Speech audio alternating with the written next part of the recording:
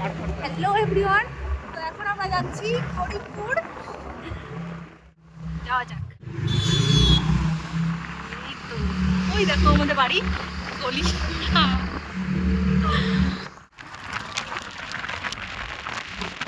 First time হাজব্যান্ডের সাথে এরকম লং ড্রাইভে যাচ্ছি 3.5 ঘন্টা একভাবে বাইকে বসে বসে। জার্নিটা ছিল হবিবপুর টু করিমপুর।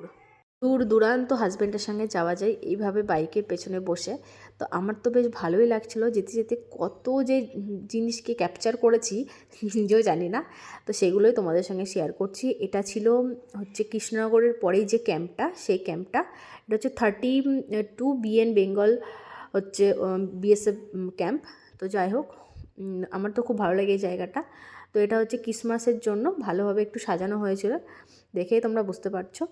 তো 2025-এর শেষে এরকম একটা লং ড্রাইভ খুব ভালো লাগলো। তো এই যাত্রার মধ্যে আমরা কোথাও কিন্তু দাঁড়াইনি, এটা হচ্ছে বড় একটা প্লাস পয়েন্ট। মানে কোনো অসুবিধাই হয়নি যে দাঁড়াবো, শুধু একবার মাঝে দাঁড়িয়েছিলাম একটা মিষ্টির দোকানে, একটা ফলের দোকানে, মানে ওই একটা বারই দাঁড়িয়েছি 5 মিনিট 10 মিনিটের জন্য। তো দেখো দুধারেই যে ক্যাম্পটা খুব ভালো লাগলো আমার। এটা হচ্ছে হালকা হালকা সন্ধ্যা সন্ধ্যা হয়ে গেছিলো। তো দেখো চারিদিকটা কি সুন্দর গাছপালা, আর হাই রোড দিয়ে যাচ্ছি আমরা, মানে একদম শুনশান, মানে এরকম শুনশান রাস্তা আমার খুবই ভালো লাগে। বছর শেষে একঘেয়েমি জীবন থেকে বেরিয়ে তোমরাও একটু ভালো সময় কাটিয়ে নাও।